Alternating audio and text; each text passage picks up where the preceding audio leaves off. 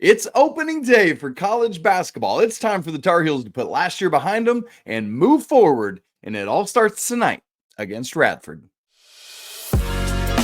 You are Locked On Tar Heels, your daily podcast on the UNC Tar Heels. Part of the Locked On Podcast Network, your team every day. Hey there, what's up? It is Monday, November 6th, 2023. It's game day. Welcome into the Locked On Tar Heels podcast, the only daily North Carolina show out there.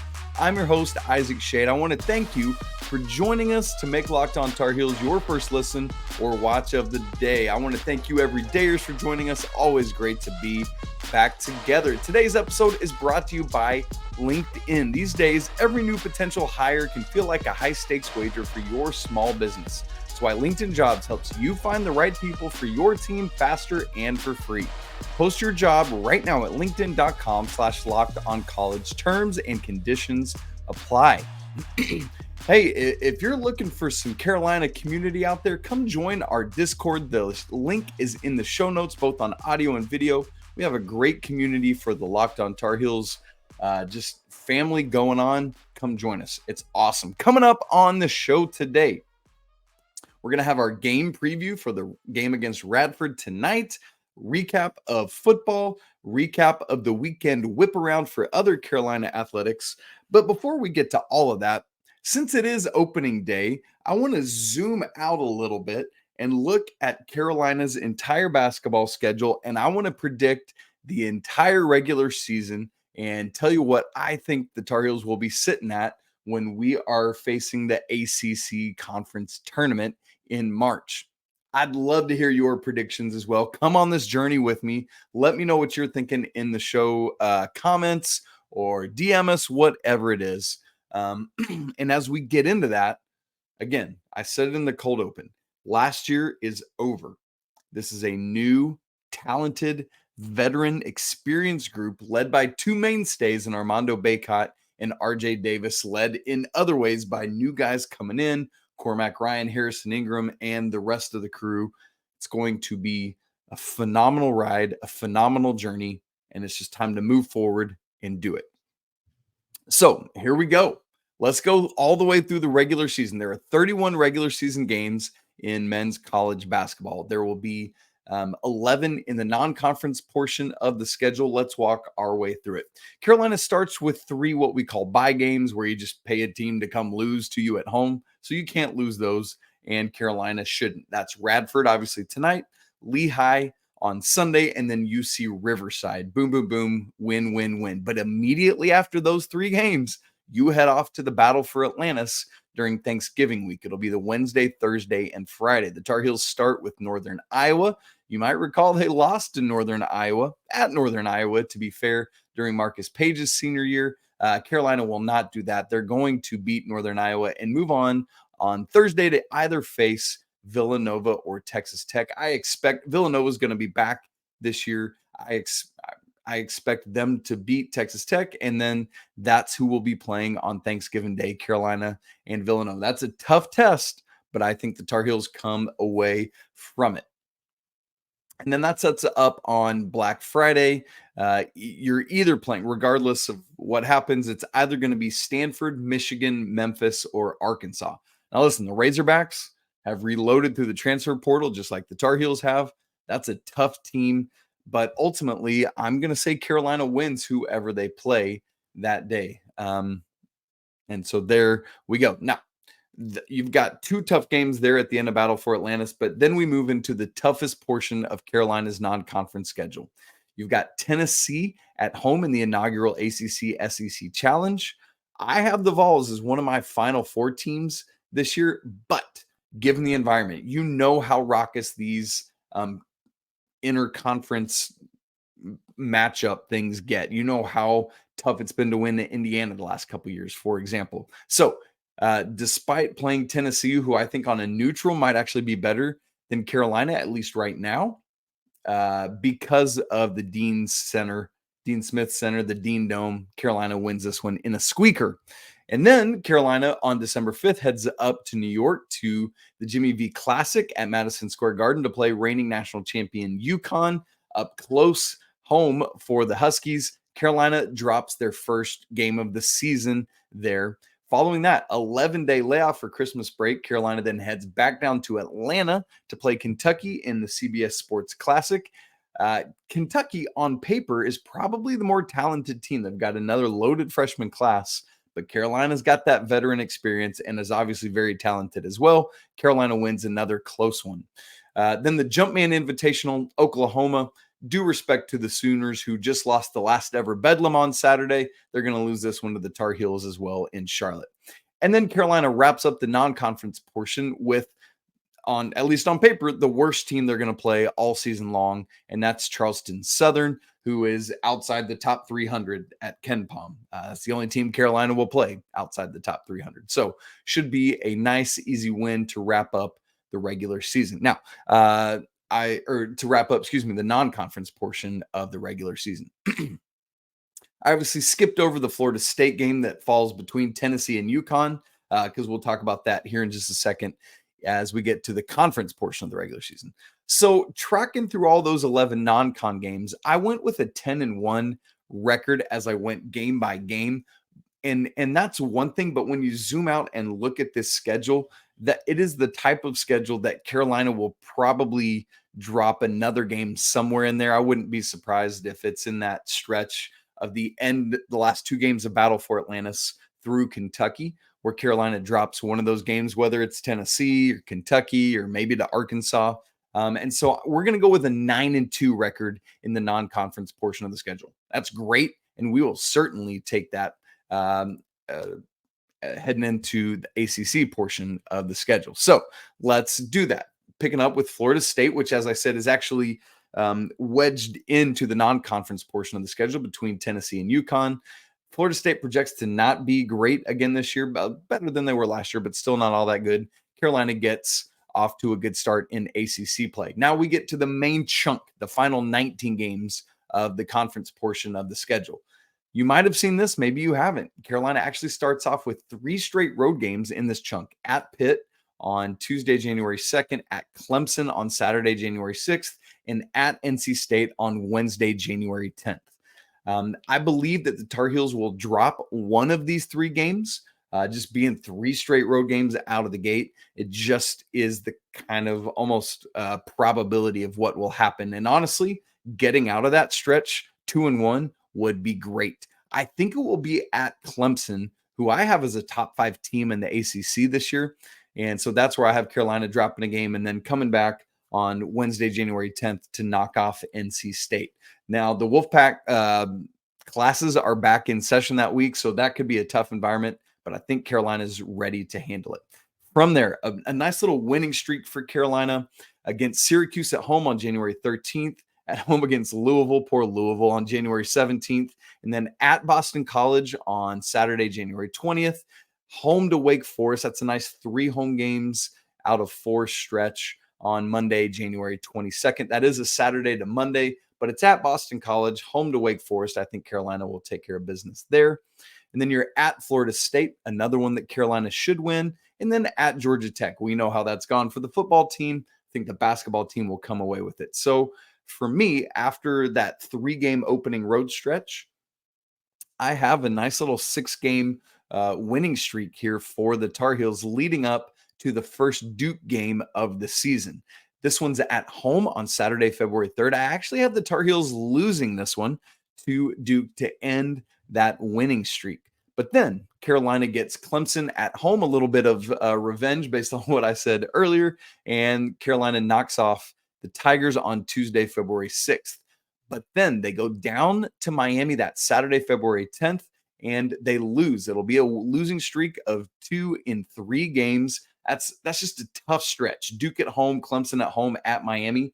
I have all 3 of those as 3 of the other top 5 teams in the conference. And so I know I talked about escaping that 3 straight road games, 2-1. I have Carolina going 1-2 in this stretch.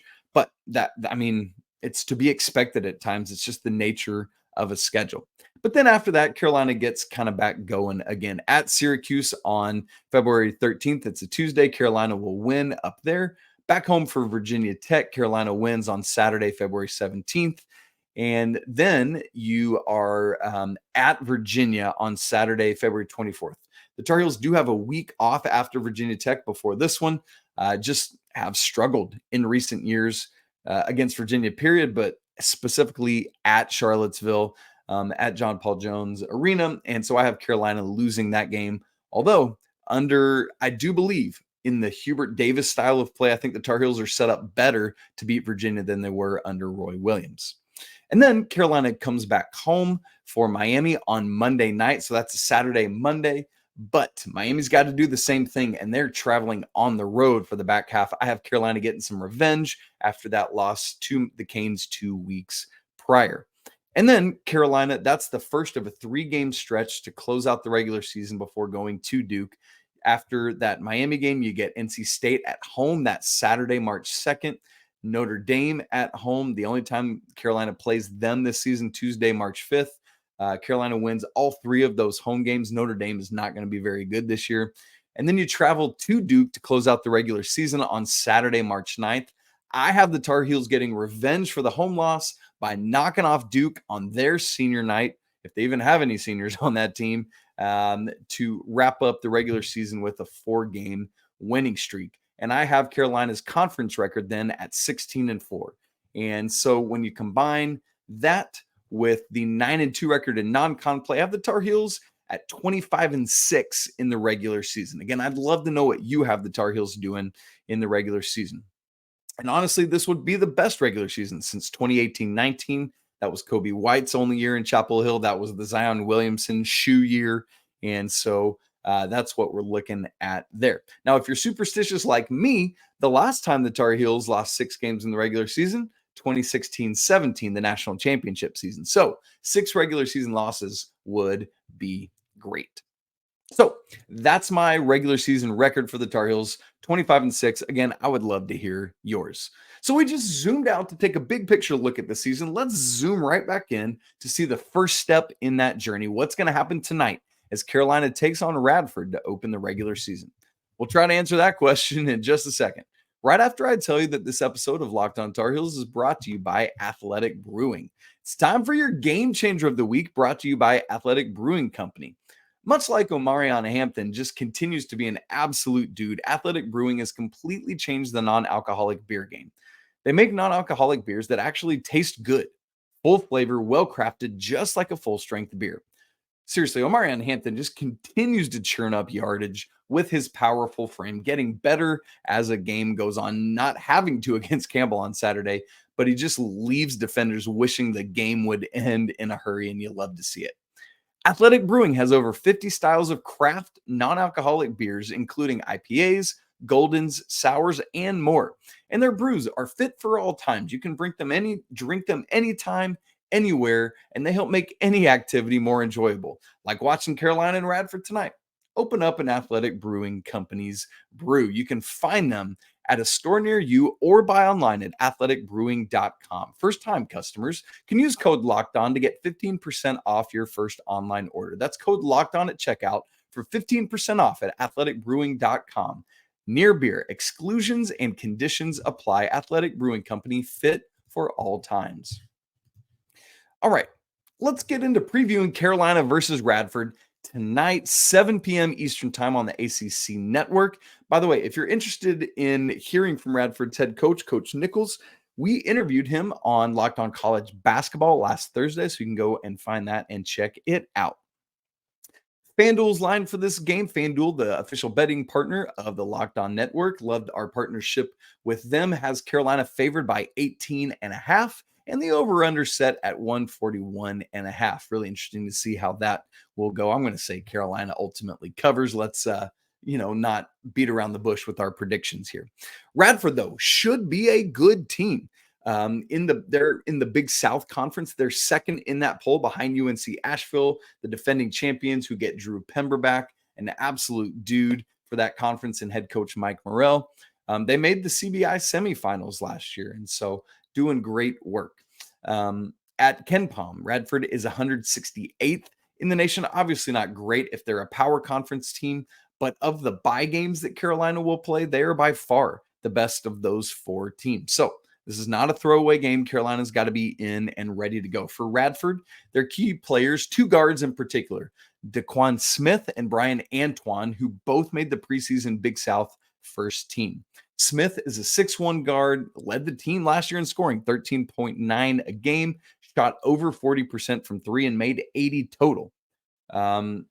Antoine does the same thing, but he's a little bit taller, 6'5 guard, probably will play the 3 for them. Cormac Ryan, assuming he's healthy, will guard him. But last year, 11.4 points. He shot 42% from 3. So Carolina's going to have to be ready for this barrage from outside, which Radford's going to be trying to do to pull off an upset. The other projected starters for me are guard Truth Harris, a 6'2 guard. He's a JUCO transfer, will be part of what I think should be a 3-guard backcourt lineup for Radford, along with their front court guys, Chandler Turner, a Bowling Green transfer, and Justin Archer, who are both 6'7 forwards. So it'll be interesting to see how they contend with Armando Bacot. Injury watch for the Tar Heels heading into the beginning of the season. Obviously, we haven't seen Seth Trimble in action. He missed both live action and the exhibition game, and so we're going to have to wait to see if he's going. Same, Jalen Withers missed the exhibition game, and as you'll recall, Cormac Ryan left the game right before halftime with an ankle tweak as well. With all due respect to Radford, for any of these 3 young men, if they are not fully 100% ready to go, there is 0 point in playing them and risking further injury before you get to games that start to matter, like at Battle for Atlantis. You really want to have these guys available and ready there and as close to 100% as possible. So we'll look for that, look to see if they're ready to go. And even if all 3 of them are out, which hopefully they're not, even without, you've still got 8 scholarship players and should be ready to go. All right, let's get to our 4 corners preview. For those of you who are new this college basketball season, first off, welcome. We're so glad you're here. Secondly, the way we preview and review basketball games is what I call our 4 corners preview or recap. That's just a nod to legendary coach Dean Smith and his 4 corners offense that was popularized with the Tar Heels. So we'll look at 4 things ahead of this game. Number 1, who's Carolina's starters going to be? I think we all are clearly assuming RJ Davis, Armando Bacot, and Harrison Ingram. The reason I've left Cormac Ryan out is just because we wait to see his health and if he'll play, as we just talked about. If he's healthy, he will be a starter as well. But the question mark, the big question we're all waiting to see is, will the 5th starter be Paxson Wojcik, the 5th-year senior transfer who started the exhibition game, or will we see true freshman, well, not really true freshman because he reclassified freshman Elliot Cadeau. My assumption is that Coach Davis is going to continue rolling with Paxson Wojcik for the time being, but that ultimately as the season goes along, Elliot will replace him in the starting lineup. But for now, as you start the season, just wanting to get Elliot comfortable, which it seems like that's something he wants, right? Like he's not going to begrudge this or be upset. He wants to play whatever role he needs to. He's talked about that and said it. But we're going to have to wait to see who that's going to be as we get closer to the game. 4 corners preview point number 2. I want to see as clean a game as possible from the Tar Heels. Anytime you get your first game, there's going to be jitters, there's going to be miscues, but you want to limit them as much as possible. Carolina had 12 turnovers in the exhibition game. Thankfully, though, none of them were from the main ball handlers, which is great. But you want to stay away from those turnovers. You want to stay away from injuries, if at all possible. And as I said, ahead of the exhibition game, you want to be locked in. While Radford is not a high-level opponent, you don't ever want to play down. Elite teams, this is what I'm going to keep hammering on. Elite teams do what they do and don't play to the level of their opponent. You know, like they just are them and just go and crush opponents if and when they can. So we'll watch for that. How clean can Carolina play in this one? Number 3, I'm going to be watching Carolina's defense. You might recall we talked about a good bit. Coach Pat Kilby and I did last week on Wednesday that Carolina was switching all their ball screens, kind of a change in ball screen defense from 1 to 4, everything but Armando. And then as for Armando, a defensive changes, we saw him fronting the post. Coach Kilby speculated that maybe Carolina will be working towards playing a no middles defense. So we're going to be watching for both of those things, how Carolina defends ball screens and how Armando Bacot is playing. Is he in front of his man, so on the other side of the man, or is he between the man and the basket? So you can be watching for that as well to get a glimpse into what Coach Davis is having the Tar Heels do on defense. And then fourth thing that I'm watching for in this game is that Armando Bacot should absolutely have a field day. In terms of just height discrepancy, these two teams match up just about everywhere else except for at the 5 spot. Harrison Ingram, who will start at the 4, 6'7", just like whichever of Radford's front court guys will be on him.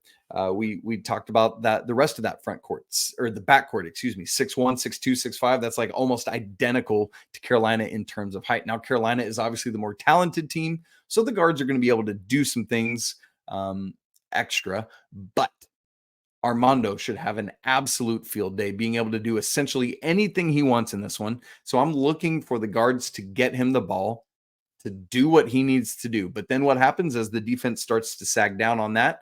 This year, the Tar Heels have reliable, dependable, efficient shooters who Mondo can kick back out to for those 3 balls. So I think Armando should feast. Watch for that, how he does in the post, but then also watch how he shares the ball as the defense adjusts to him. Those are the 4 things we're watching for in this one. So basketball back in action. I cannot wait for it. Tonight, 7 o'clock on ACC Network. I hope you're ready as well. Well, let's switch from the hard court to the football field, where Carolina got back to their winning ways on Saturday and are now preparing for the tough closing stretch of the season. What did we learn from the game against Campbell that's going to help us get ready for that closing stretch? We'll talk about it in just a second. Right after I tell you that this episode of Locked On Tar Heels is brought to you by LinkedIn. These days, every new potential hire can feel like a high-stakes wager for your small business.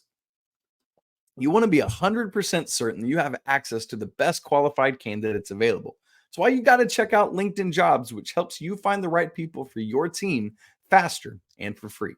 It's honestly so easy to create a free job post, and then you just add your job and the purple hashtag hiring frame to your profile to spread the word to everybody that you're hiring.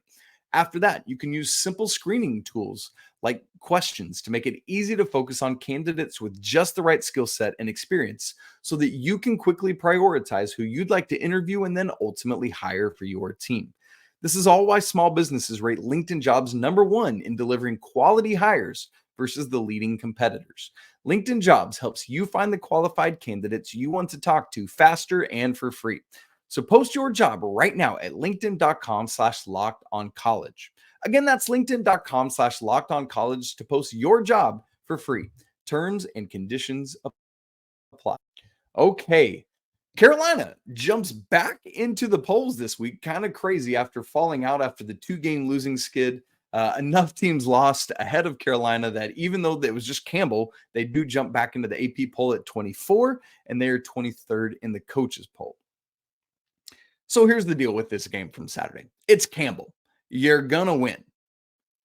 Basically, what games like this are about are a reset. I've kind of been calling it that all weekend.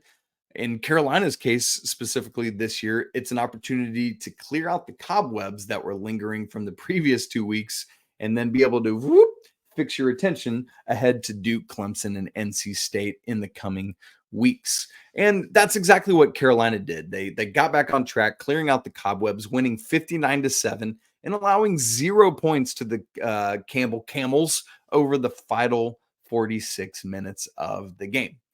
So what can we learn? Because you look at this and you're like, oh, that's an absolute beatdown. All the backups are in and playing. What on earth can you take away from a game like that? Well, a couple things. First off, we got to start with the defense, because that has been the bugaboo the past couple weeks that has let Carolina down.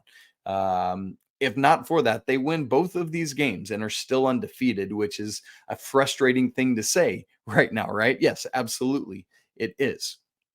But the issue for the defense has been dealing with tempo and getting substitutions, getting play calls in quickly, and therefore Carolina has looked gassed. That's been what commentators have been talking about, but it almost feels like the bigger issue is not being able to get calls in quickly and be ready to know what is my role right now.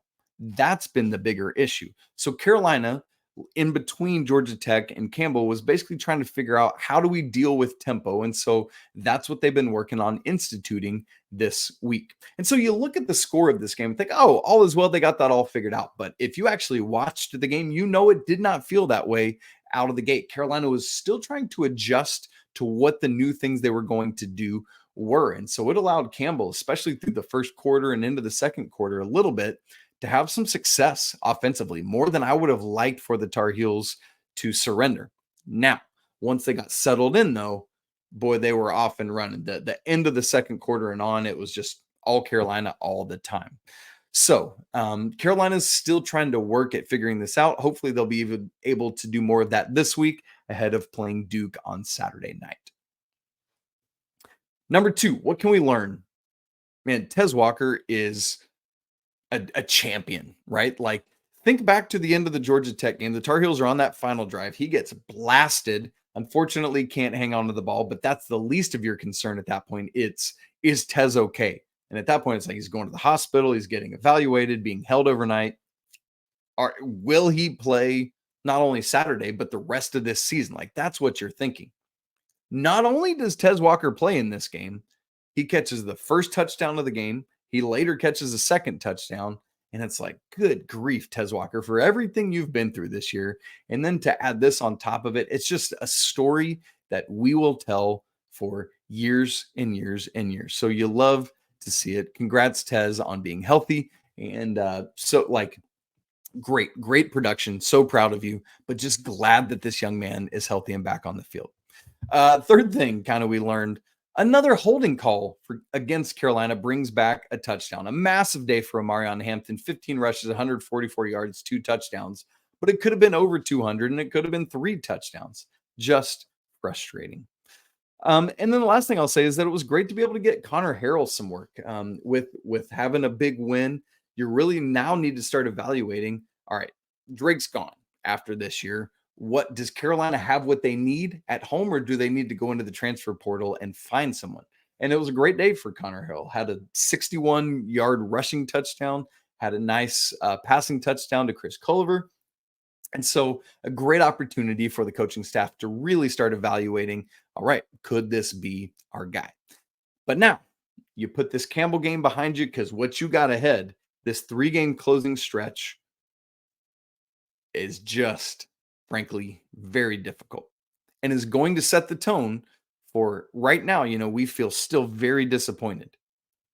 But if things go a certain way these final 3 weeks, you feel completely different about this season than you did after Virginia and after Georgia Tech. As Carolina hosts Duke, travels to Clemson, travels to NC State.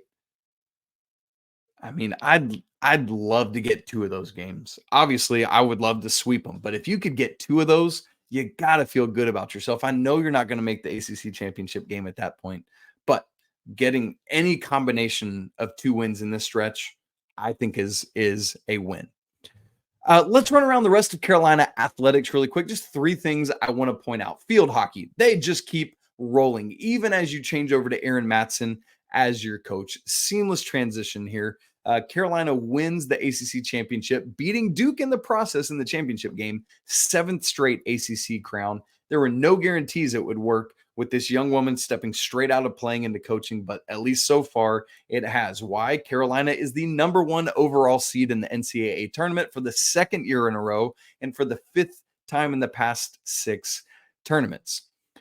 Carolina is the top overall seed. Will play Friday at noon at home at Karen Shelton Stadium against the winner of William and Mary and Sacred Heart. If they're so fortunate to win that game, they will play again on Sunday against the Harvard and Rutgers winner, and that will be at noon, and that's the quarterfinals. It's really quick. There's only 16 teams, 2 playing games, so 18 teams, I guess I should say, and that's awesome. But the even better news is if Carolina wins, they will get to keep playing at home, because the Tar Heels are hosting the semifinals and finals at Karen Shelton Stadium on November 17th and 19th. More great Tar Heel wins. Men's soccer goes to Wake Forest, wins 1-0 in the ACC quarterfinals, and now will travel up to Syracuse to take on the Orange on Wednesday in the ACC semifinals. And women's tennis, man, this thing just keeps on rolling. Reese Brantmeyer is your 2023 ITA Fall National Singles Champion. Per the ITA, it's the fourth time in the past 5 ITA National Fall Championships that the Tar Heel has been your women's singles champion. Absolutely ridiculous. But hold on. Reese Brantmeyer comes back with Elizabeth Schade and also wins the doubles championship. Good grief. Not to mention that Abby Forbes and Riley Tran take home the consolation doubles championship. The Tar Heels just continuing to do work. Friends, national champions, great wins all around. I mean, I guess there was no championships won, but you know what I mean. Like Carolina, well, I guess there were championships won in the tennis side of things. It's just not an NCAA championship. Tar Heels are rolling. It's great to be back together to kick off a brand new week. Man, can't wait to be talking tomorrow about hopefully the Tar Heels being 1-0 on the young season and then roll on from there. Hopefully you had a chance on last Friday's show to check out our conversation with the co-hosts of Sleep Hawk Worldwide, Tyler Hansborough and Brandon Staten. Make sure you go catch that if you didn't. Again, come join our Discord. We'd love to talk with you there. If not, come email us, lockedontarheels@gmail.com. Don't forget to subscribe to the show on video and audio formats. Smash the like button to let us know you were here. And again, we'd love to hear your comments. It's always a great day to be a Tar Heel. Can't wait to be right back with you tomorrow. But until then, peace.